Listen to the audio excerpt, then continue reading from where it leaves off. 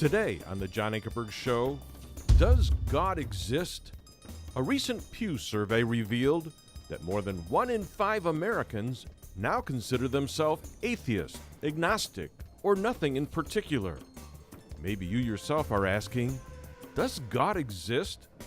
What are the philosophical and scientific arguments that show God exists? My guest today, who will answer these questions, is analytical philosopher Dr. William Lane Craig. He's considered by many to be the top Christian philosopher of our generation and has debated many of the most well-known atheists in some of the leading universities around the world. Dr. Craig holds a PhD in philosophy from the University of Birmingham in England and also a Doctor of Theology degree from the University of Munich. He serves as Research Professor of Philosophy at Talbot School of Theology and is the founder of ReasonableFaith.org. Dr. Craig has authored or edited over 30 books and over 100 articles in professional journals of philosophy and theology. 2 of his most popular books are Reasonable Faith and On Guard. Today, we begin with the question, what difference does it make if God exists or not? People who shrug their shoulders and say, what difference does it make whether God exists or not, merely show that they haven't thought very deeply about this question. Even atheist philosophers like Friedrich Nietzsche, Bertrand Russell, Jean-Paul Sartre recognize that the existence of God makes a tremendous difference for man, both collectively and individually. To hear what difference it makes if God exists or not, and second, the evidence for God's existence, we invite you to join us for this special edition of the John Ankerberg Show.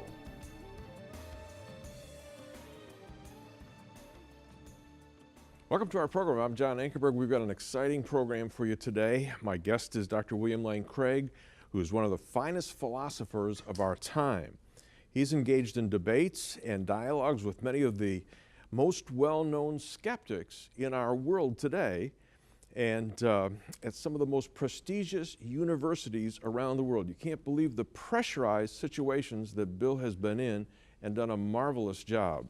And Dr. Craig, I'm really glad that you're here today, and I want to start with a question that may describe what a lot of people in our audience right now, what they are saying about themselves. What difference does it make if God exists or not? Why does it matter? Many people say that it really doesn't matter to them if God exists or not. And you say the most important question anybody can even answer is the question of God's existence. Why? People who shrug their shoulders and say, what difference does it make whether God exists or not, merely show that they haven't thought very deeply about this question. Even atheist philosophers like Friedrich Nietzsche, Bertrand Russell, Jean-Paul Sartre recognize that the existence of God makes a tremendous difference for man, both collectively and individually. You see, if God does not exist, then human beings are just biological organisms, and like all biological organisms are doomed to die, both individually and collectively as a whole. And therefore, every one of us has to come to grips with what the theologian Paul Tillich called the threat of non-being. That is to say, even though I know that I exist, I'm real, I am alive, I also know that someday I will die. I will cease to exist. I will no longer be. And that thought is staggering. I remember as a boy when my father first remarked to me offhand that someday I would die.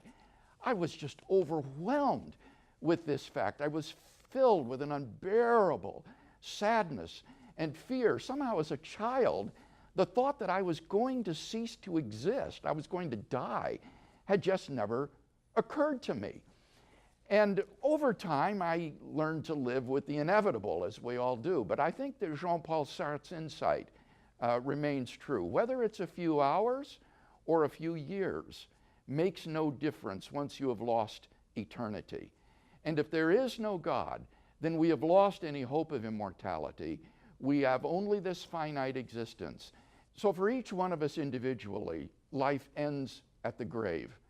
And this is true not only for us individually, but also collectively for mankind as a whole. Scientists tell us that the universe is expanding, and as it does so, it grows colder and colder and colder. Eventually, there will be no light at all. There will be no heat. There will be no life. There will simply be the carcasses of dead stars and galaxies expanding into the infinite blackness and the recesses of outer space.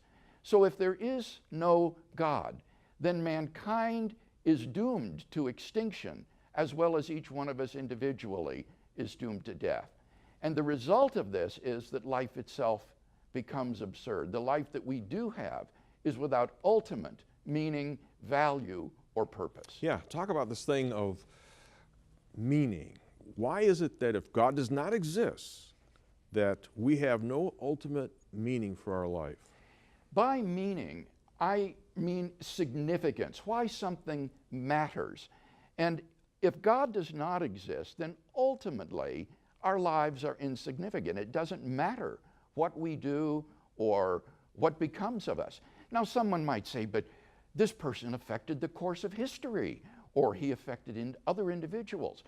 But all that shows is a relative significance to his life, not an ultimate significance. Ultimately, mankind is doomed to extinction in the heat death of the universe. And so it literally does not matter what you do or who you are, because everything will end up the same. So the contributions of the scientist to the advance of human knowledge, the efforts of the diplomat to secure peace in the world, the efforts of doctors to alleviate human pain and suffering, all of these ultimately come to nothing. In the end, they don't make one bit of difference. And therefore, if God does not exist, ultimately our lives are without meaning or significance. You also say that if God does not exist, then life has no ultimate value. Explain. By value, I mean good and evil, right and wrong. And the claim here is that if there is no God to serve as the absolute standard for right and wrong, good and evil, then objective moral values and duties do not exist. On the atheistic view, moral values are just the accidental spin-offs of the evolutionary process and social conditioning. But there really is no objective good or evil. As the French existentialist Jean-Paul Sartre puts it, we are simply confronted with the bare, valueless fact of existence, and there's no one to say that you are right and that I am wrong. Yeah, you've said if the life ends at the grave, that it makes no ultimate difference whether you live as a Stalin or a Mother Teresa. Explain that. Well, again, if God does not exist, there is no hope of immortality, and therefore there is no moral accountability for how you live. Even if there were objective moral values under atheism, they're hollow abstractions, because Stalin and Mother Teresa ultimately meet the same fate, extinction in the heat death of the universe. Yeah, and you had a great illustration of even if you had immortality, you still need God. You had this science fiction illustration. Talk about that. Well, I once read a science fiction story as a boy where an astronaut is marooned on a barren asteroid in outer space all alone. And he had with him two vials. One was poison, the other was a potion for immortality. And seeing his predicament, lost in outer space on this barren chunk of rock, he decided to commit suicide, and he gulped down the vial of poison. And then, to his horror, he realized he had swallowed the wrong vial. He had drunk the potion for immortality. And thus he was cursed to exist, a meaningless, valueless, endless existence. So that it's not just immortality that we need. If life is to be ultimately meaningful, valuable, and purposeful, we need God and immortality. And you say the problem gets even worse because without God, we have no objective way of saying what's right or wrong, no objective morals. Yes, without God, there is no absolute standard of right and wrong, good or evil. Everything becomes socio-culturally relative. And there is no one to say whose values are right and whose are wrong in the absence of this transcendent, absolute standard for good and evil. And that would describe our culture today, wouldn't it? I don't think, actually, John, that our culture is relativistic, although many people think so. I think what's happened is that there's a new set of absolutes in place. Things like the absolute value of personal autonomy, tolerance, acceptance of other viewpoints. And this looks like relativism, but in fact, really, it's a new absolutism that rejects traditional values in favor of these other values. You also say that if God does not exist, then life has no ultimate purpose. What do you mean?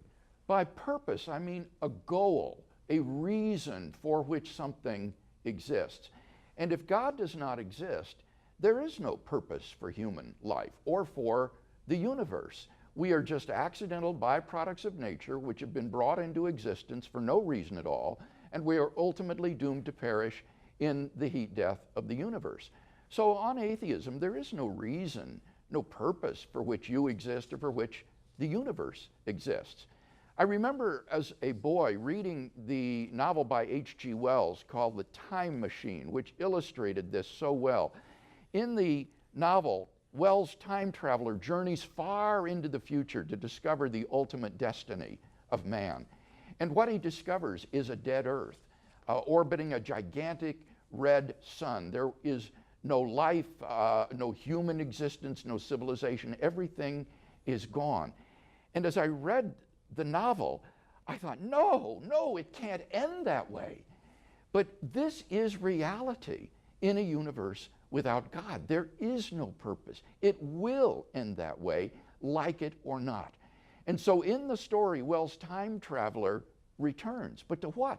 Just an earlier point on the same purposeless rush toward oblivion. So truly, if God does not exist, human beings find themselves in a horrible predicament. Life is ultimately without significance, meaning, value, or purpose. All right. Some atheists claim that it's still possible for man to live a meaningful and happy life without God. And you say it's impossible for atheists to live consistently and happily with their view. Right.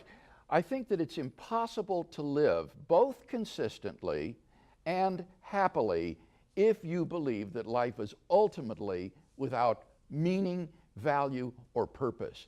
The only way that atheists manage to live happily is by living inconsistently with their worldview. But if they really live consistently, as though their lives were without meaning, without value, without purpose, they would be in deep despair. And so I think this is the fundamental human predicament. How do you find a worldview that allows you to live both consistently and happily? Atheism does not furnish such a view. Now, you've cited several examples of some of the famous atheists today and in the past that have done this. They're living inconsistently. Yes, take for example the area of meaning in life. Even though atheists recognize that without God, life ultimately has no meaning, they still continue to live as though their lives were meaningful. For example, Jean-Paul Sartre said that one may create meaning for his life by choosing a certain course of action, and Sartre himself chose Marxism. Well, that's totally inconsistent. The universe doesn't really acquire a meaning just because I happen to give it one. And I think that's easy to see. Suppose you give the universe one meaning and I give it another one. Who's right?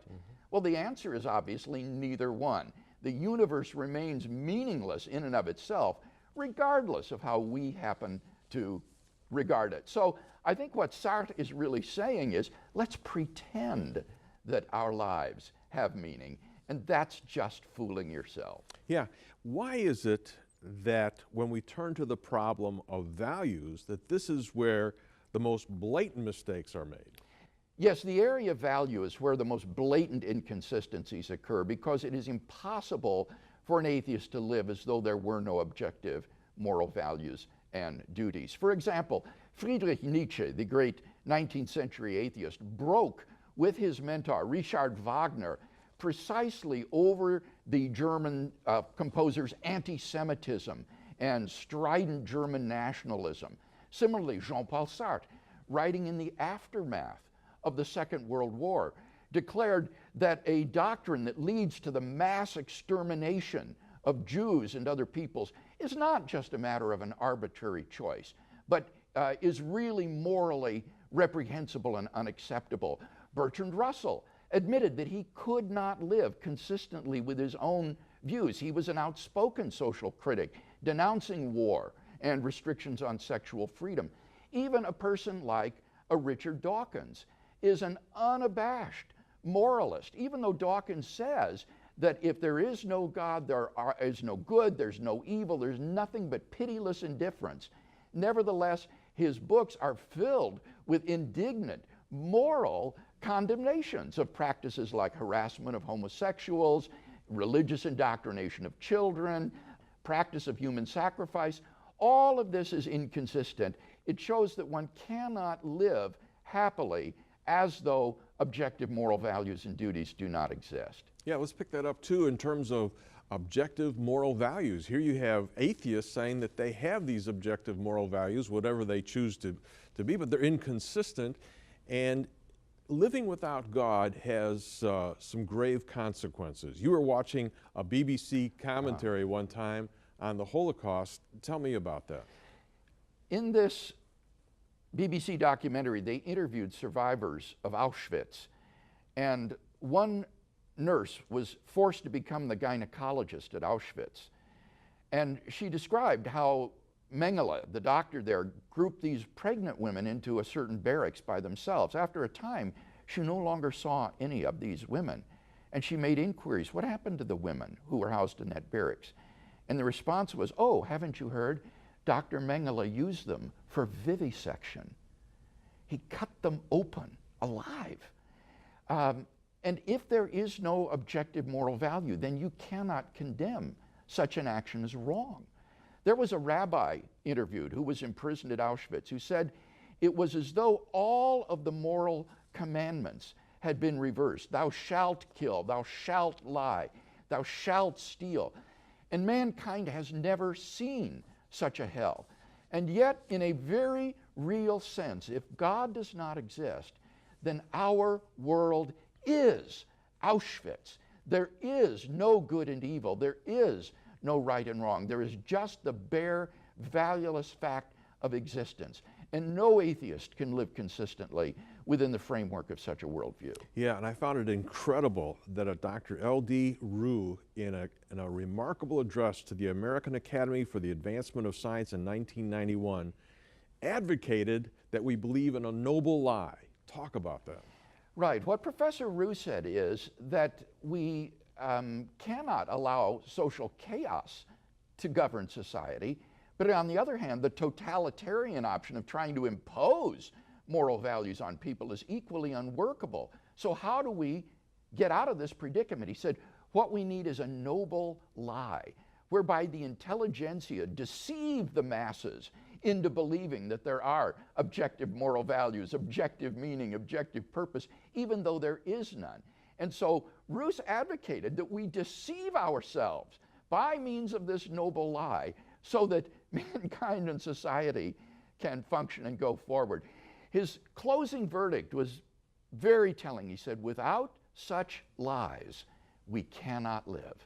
This is the dreadful verdict pronounced upon modern man. In order to live consistently and happily, he must live in self-deception. Yeah. All right, let's go to the good news. How does biblical Christianity challenge this worldview of modern man? In light of the unlivability of atheism, it seems to me, John, that we need to go back to square one and say, wait a minute, how do we know that God does not exist? If God does exist, then there is an objective basis for meaning, value, and purpose in life. And therefore, I think this should motivate us to examine anew the evidences and arguments for the existence of God and truth of Christianity, because if there is good reason that God exists, that gives us a framework within which we can live consistently and happily. So you've said that biblical Christianity provides the two conditions necessary for meaningful, valuable, and purposeful life. God and immortality. Explain that. That's exactly right, John. On biblical Christianity, God does exist and life does not end at the grave. The meaning of life is to be found in a personal relationship with God, which lasts forever into eternity.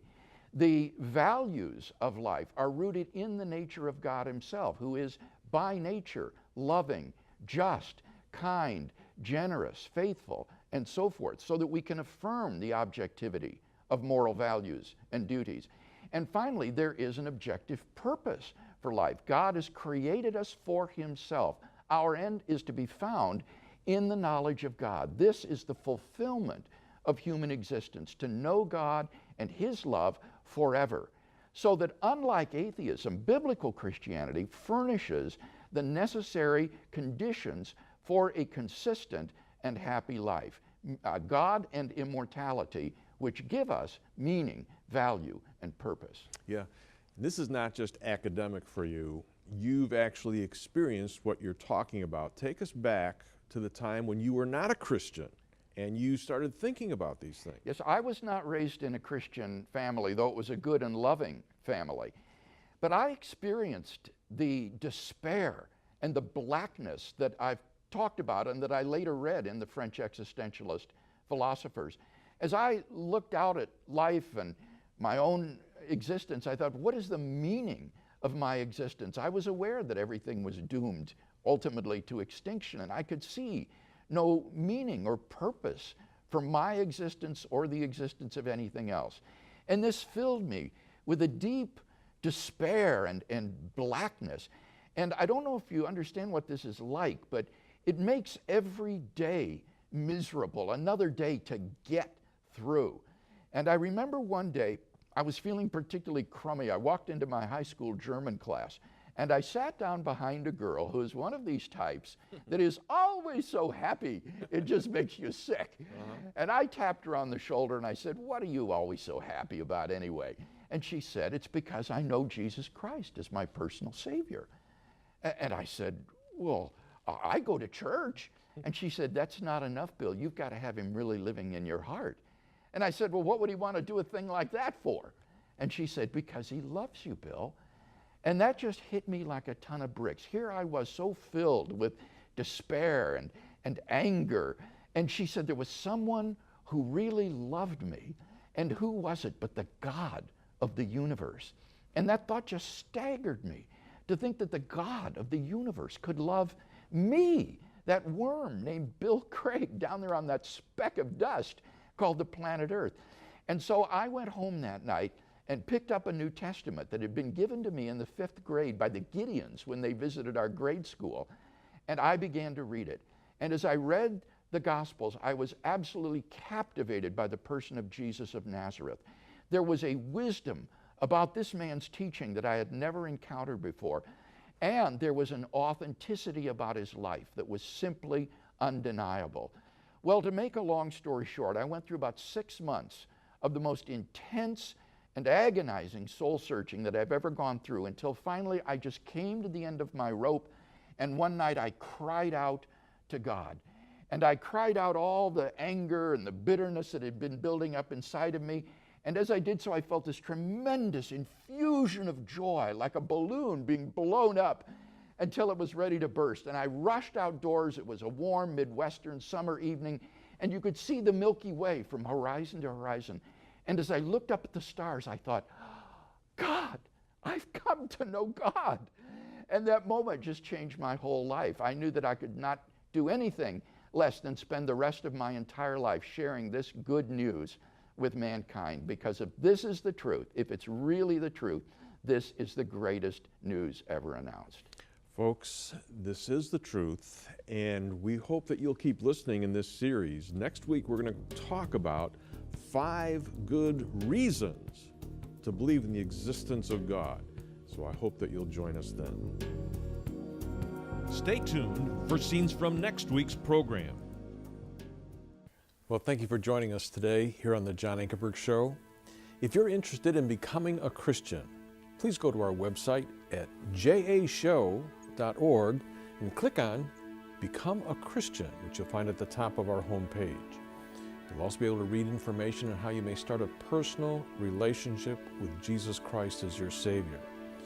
For more information concerning today's program, or if you'd like to watch some of our other programs and topics, go to our website at jashow.org and click on Watch. If you'd like to watch our television programs on your smartphone, go to your App Store and download our free John Ankerberg Show app. It will open to over 60 of our television programs that you can watch anytime, anywhere, for free. You'll also see many other categories of information that are available to you. Join us next week for another episode of the John Ankerberg Show. I want to say thank you for watching, and may God richly bless you. I want to get to the second reason for the existence of God. As you say, the complex order in the universe points to an intelligent designer. Explain. Scientists once thought that whatever the initial conditions of the universe might have been, given enough time and a little luck, eventually intelligent life forms like ourselves would evolve. But instead, during the last 50 years or so, scientists have discovered to their surprise that the existence of intelligent life in this universe depends upon a complex and delicate balance of initial conditions given in the Big Bang itself. In fact, it appears that the universe has been incredibly fine-tuned for the existence of intelligent life from the very moment of its inception. And this fine-tuning is beyond comprehension in its delicacy. To give you an idea of the delicacy of the fine-tuning, let me just give a couple of numbers to give you a feel for the odds. The number of seconds in the entire history of the universe, all the way back to the Big Bang, is about 10 to the 18th power. 10 to the 18th power seconds in the entire history of the universe. 10 followed by 18 zeros, a huge number. The number of subatomic particles in the entire known universe is said to be around 10 to the 80th power.